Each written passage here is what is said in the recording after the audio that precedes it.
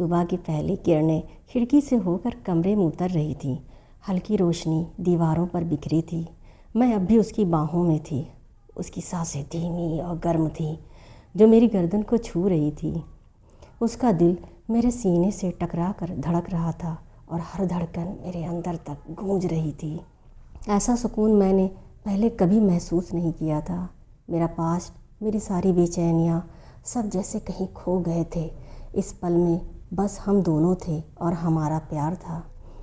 मैंने धीरे धीरे आंखें खोली। सामने उसका चेहरा था, नींद से भरा हुआ, होठों पर हल्की मुस्कान, बिखरे हुए बाल उसके गालों पर गिर रहे थे। मैंने धीरे से बाल हटाए और उसके गालों को छुआ। उसके गाल इतने मुलायम थे कि लगा जैसे मैं किसी ख्वाब में हूँ। कल रात की हर बात याद आने लगी। उसका टच, वो धीमी फुसफुसाहटें, उसकी उंगलियों का मेरा हाथ पकड़ना और फिर हमारा एक दूसरे में पूरी तरह खो जाना। ये सिर्फ जिस्म का मिलना नहीं था, ये दो रूहों का एक दूसरे में घुल जाना था। वो करवट लेकर हल्का सा हिली और धीरे धीरे आंखें खोली। गहरी आंखों में अब कोई उदासी नहीं थी, बस प्यार और चाहत। मुस्कुरा कर बोली, गुड मॉर्निंग। मैं उसकी आंखों को देखती रह गई, फिर झुककर उसके माथे को चूमा और हंसते हुए कहा, गुड मॉर्निंग मैम। वो खिलखिला कर हंस पड़ी। उसकी हंसी की खनक पूरे कमरे में गूंज उठी। उसने मेरे गाल पर हल्की सी थपकी दी और बोली, अब मैम नहीं, बस राधिका। उसके लहजे में इतनी नरमी थी कि मेरा दिल पिघल गया। मैं मुस्कुराते हुए उसकी आंखों में देखती रही, वो भी मुझे देखती रही। वक्त जैसे थम सा गया था। कुछ देर तक हम यूं ही चुपचाप लेटे रहे। उसकी उंगलियां मेरे बालों में उलझी थीं और मैं उसके सीने से और करीब होकर सिमट गई। कमरे की खामोशी में सिर्फ हमारी सांसों की आवाज़ थी। धीरे से मैंने फुसफुसाया, यकीन नहीं होता, ये सब सच है राधिका। वो मुस्कुराई, मेरी आंखों में देखते हुए बोली, मुझे भी नहीं। लगता है जैसे मैं सालों से इस पल का इंतज़ार कर रही थी। उसने मेरा चेहरा अपने हाथों में लिया। उसकी उंगलियों का टच मेरे जिस्म में हल्की सी सिहरन पैदा कर रहा था। फिर वो झुकी और मुझे लॉन्ग किस किया। उस किस में कोई जल्दबाजी नहीं थी। उसमें वादा था, भरोसा था और एक अटूट प्यार था। मैं उसके होठों की मिठास में खो गई। हमारे बीच का वो लम्हा इतना लंबा और गहरा था कि लगा जैसे पूरी दुनिया गायब हो गई है। बस उसकी गर्म सांसें, उसकी बाहों का कसाव और मेरा दिल जो तेज़ी से धड़क रहा था। काफ़ी देर बाद हम अलग हुए तो हमारी मुस्कानें खुद ही सब कुछ कह रही थीं। मैं उसके सीने पर सिर रख कर लेट गई। उसके हाथ धीरे धीरे मेरी पीठ को सहला रहे थे। वो लम्स इतना सुकून भरा था कि लगा जैसे मैं हमेशा के लिए वहीं रुक जाऊं। कुछ देर बाद हम किचन में गए। वो कॉफ़ी बना रही थी, मैं टोस्ट। उसकी नज़रें बार बार मेरी तरफ उठती और मेरी मुस्कान उसे और छेड़ देती। देखो, कॉफ़ी की खुशबू कितनी अच्छी है, उसने कप हिलाते हुए कहा। मैंने टोस्टर की तरफ इशारा किया और हंसते हुए बोली, हाँ, लेकिन तुम्हारा टोस्ट जलने वाला है। वो हंस पड़ी और टोस्ट जल्दी से निकाल लिया। हमारी हंसी पूरे कमरे में गूंज रही थी। नाश्ते की मेज़ पर बैठे बैठे हम अपने फ्यूचर की बातें करने लगे। जब मैं उसके घर से निकली तो लगा जैसे मैं ज़मीन पर नहीं बल्कि हवा में तैर रही हूँ। डर पूरी तरह मिट चुका था। उसकी जगह उम्मीद और भरोसे ने ले ली थी। ये हमारी नई शुरुआत थी। ऑफिस वापस लौटना थोड़ा अजीब लग रहा था। दिल के एक कोने में अभी भी उसकी बाहों की गर्माहट थी और दूसरे कोने में ये डर कि कहीं कोई हमारे बीच की सच्चाई पहचान न ले। हमने तय किया था कि ऑफिस में सब कुछ बिल्कुल प्रोफेशनल रहेगा, लेकिन आँखों को कौन रोक पाए। जैसे ही नज़रें मिलती, होठों पर हल्की मुस्कान आ जाती। पहले कुछ दिन सब तो ठीक रहा। मीटिंग में बस ज़रूरी बातें होती, बाकी समय हम दोनों अपने अपने काम में डूबे रहते, पर प्यार की खुशबू तो छुपाए नहीं छुपती। धीरे धीरे लोगों ने हमारे बीच की बदली हुई हवा को महसूस करना शुरू कर दिया। वो जो पहले सख्त और सीरियस बॉस के रूप में जानी जाती थी, अब और नरम लगने लगी थी। उसकी आंखों में एक चमक रहती, चेहरा हमेशा हल्की मुस्कान से भरा रहता और मैं भी पहले की तरह डरपोक या घबराई हुई नहीं थी। अब काम में कॉन्फिडेंस था, हर प्रेजेंटेशन में एक अलग ही चमक। लेकिन दीवारों के कान भी होते हैं। कैफेटेरिया, कॉरिडोर या लिफ्ट, हर जगह फुसफुसाहटें सुनाई देने लगीं। देखा, मैम आजकल कितनी बदल गई हैं। हाँ, और माही भी तो हर वक्त कितनी खुश दिखती है। ये बातें सुनकर दिल में अजीब सी हलचल होती। एक तरफ खुशी कि हमारा रिश्ता इतना साफ झलक रहा है, और दूसरी तरफ डर कि अगर ये राज खुल गया तो। सबसे ज़्यादा ध्यान देने वाली थी प्रिया। वो हमेशा से राधिका की नज़रों में आने की कोशिश करती थी, पर मौका कभी नहीं मिला।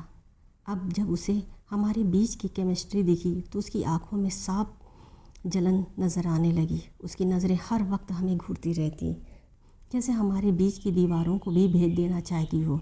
एक दिन लंच ब्रेक में मैं अपनी डेस्क पर बैठी थी, तभी पास से प्रिया की आवाज़ सुनाई दी। वो धीरे से किसी से कह रही थी, मैम, मुझे लगता है मैम और माही के बीच कुछ चल रहा है। उसकी आवाज़ में जलन साफ दिख रही थी। दूसरी ने फ़ौरन हामी भरी, हाँ मैंने भी देखा है। पहले तो मैम किसी को भाव नहीं देती थी, अब तो बस माही को ही देखती रहती हैं। मेरे हाथ कांपने लगा जैसे हमारा राज अब राज नहीं रहा। दिल ज़ोर ज़ोर से धड़कने लगा। मैं चुप रही, चेहरे पर कुछ नहीं आने दिया, लेकिन अंदर से एक डर ने जकड़ लिया था।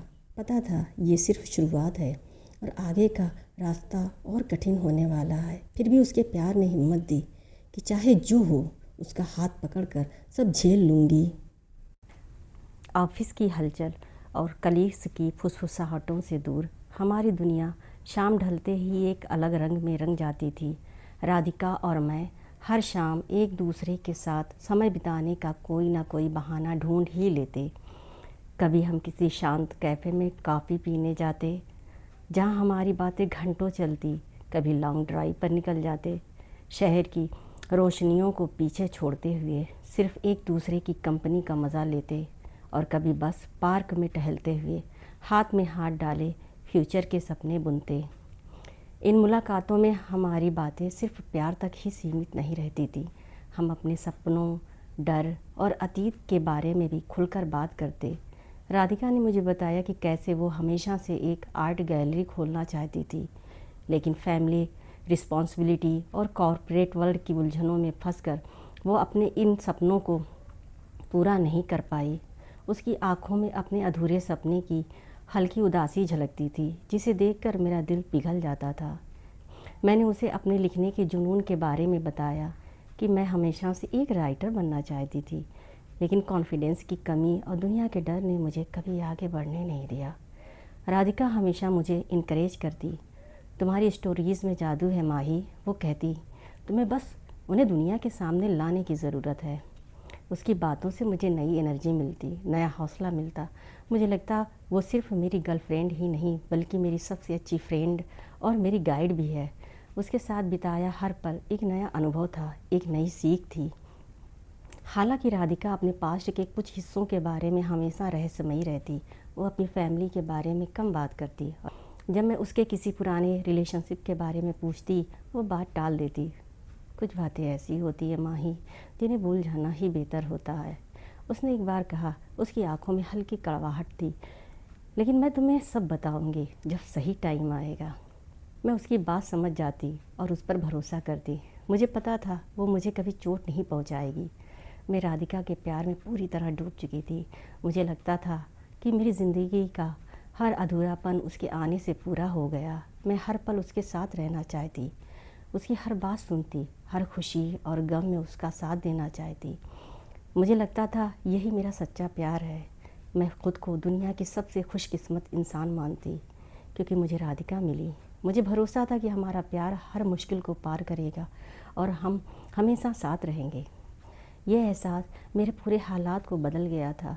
मैं अब सिर्फ माँ ही नहीं थी, मैं राधिका की माँ ही थी, और यही पहचान मुझे सबसे ज़्यादा प्यारी थी। ऑफिस में मेरी जॉब के 3 मंथ हो गए। उसी दौरान हमारी कंपनी का एनुअल डे भी आ गया। शहर के सबसे आलीशान होटल में हमारी कंपनी का एनुअल कॉरपोरेट इवेंट आयोजित किया गया था। यहाँ सभी बड़े बड़े क्लाइंट्स और इम्पॉर्टेंट लोग मौजूद थे। राधिका और मैं दोनों इस इवेंट में थीं, लेकिन हमारे बीच एक अजीब सी दूरी थी। ऑफिस में हम अपने रिलेशन को हाइड करने की पूरी कोशिश करते थे, लेकिन ऐसे बड़े इवेंट्स में ये और भी मुश्किल होता। हम दूर दूर खड़े थे, लेकिन हमारी आंखें बार बार एक दूसरे को ढूंढ ही लेती। राधिका ने खूबसूरत नीली साड़ी पहनी थी, जिसमें वो किसी परी से कम नहीं लग रही थी। मैं उसे देखकर हैरान होकर देखती रह गई और दिल ज़ोर ज़ोर से धड़कने लगा।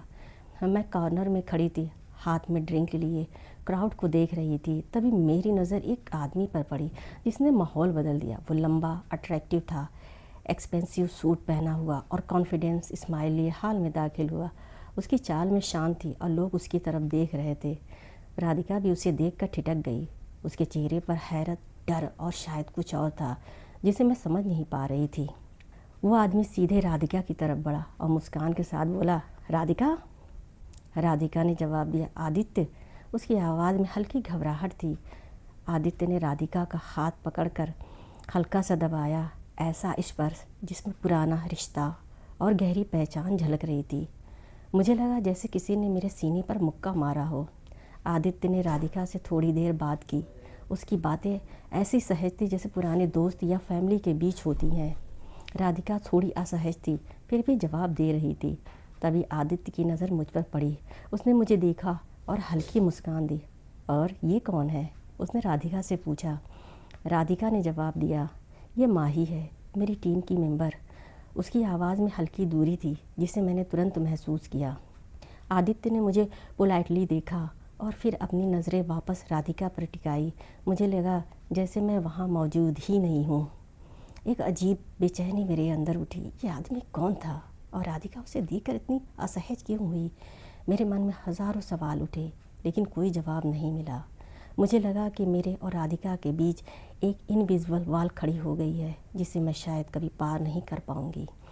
यह सिर्फ शुरुआत थी एक तूफ़ान की जो हमारी ज़िंदगी पूरी तरह बदल देने वाला था। आदित्य के आने के बाद ऑफिस का माहौल पूरी तरह बदल गया था। अब वो सिर्फ इवेंट तक ही सीमित नहीं था बल्कि अक्सर ऑफिस में भी दिखने लगा। कभी वो राधिका के केबिन में होता, कभी लंच पर उसके साथ, और कभी हमारी मीटिंग में भी अचानक आ जाता जैसे ये हमारी टीम का हिस्सा हो। उसकी हर जगह मौजूदगी मुझे अंदर ही अंदर परेशान कर रही थी। उसकी हर बात में राधिका के प्रति एक तरह का मालिकाना हक झलकता, जैसे वो उसे अपनी प्रॉपर्टी समझता हो। वो अक्सर राधिका के पुराने दिनों की बातें करता, उनके परिवार का जिक्र करता और भविष्य की ऐसी योजनाएं बनाता जिसमें राधिका उसके साथ होती। ये सब सुनकर मेरा दिल अजीब तरह से टूटता। मैंने कई बार राधिका से बात करने की कोशिश की लेकिन वो टाल मटोल करती। माही, ये सब पुराना है, आदित्य और मेरे बीच अब कुछ नहीं है, वो कहती। लेकिन उसकी आवाज़ में एक कमज़ोरी होती थी। उसकी आंखें अक्सर उदास और परेशान दिखती थी। उसकी ये दूरी मुझे और असुरक्षित महसूस करा रही थी। मुझे लगने लगा कि मैं आदित्य के सामने कहीं टिक ही नहीं सकती। वो इतना सक्सेसफुल, इतना पावरफुल और राधिका के परिवार से जुड़ा हुआ था। मैं सिर्फ एक छोटी टीम मेंबर थी जिसका राधिका की ज़िंदगी में कोई ऑफिशियल स्थान नहीं था। एक शाम जब हम राधिका के अपार्टमेंट में थे, मैंने फिर आदित्य का मुद्दा उठाया। राधिका, मुझे सच बताओ, आदित्य कौन है? तुम मुझसे इतनी अनकंफर्टेबल क्यों हो जाती हो? मैंने पूछा दर्द भरी आवाज़ में। राधिका ने गहरी सांस ली और मेरी तरफ देखा। उसकी आंखों में आंसू थे। माही, आदित्य मेरा एक्स फियांसे है, उसने धीरे से कहा। हमारे परिवारों ने हमारी शादी तय कर दी थी जब हम कॉलेज में थे, लेकिन कुछ साल पहले मैंने रिश्ता तोड़ दिया। मेरे परिवार को ये पसंद नहीं आया और वे आज भी चाहते हैं कि हम दोबारा साथ हों। मेरे पैरों तले ज़मीन खिसक गई। ऐसा लगा जैसे सारे सपने टूट गए हों। लेकिन तुमने मुझे क्यों नहीं बताया? मैं कांपती आवाज़ में पूछी। मुझे लगा था सब खत्म हो चुका है माही, राधिका ने कहा। मैं सोचती थी कि मैं उससे पूरी तरह आगे बढ़ चुकी हूँ, लेकिन अब वो वापस आ गया है और सब मुश्किल हो गया। उसने मुझे कसकर गले लगाया और मैं उसकी बाहों में रो पड़ी।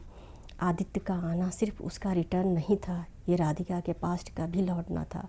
एक ऐसा पास्ट जो हमारे प्रेजेंट और फ्यूचर को खतरे में डाल रहा था। मैंने खुद को आदित्य से कंपेयर करना शुरू किया। उसकी सोशल स्टेटस, फैमिली कनेक्शन और सक्सेस, मैं उसके सामने कहीं टिक नहीं सकती थी।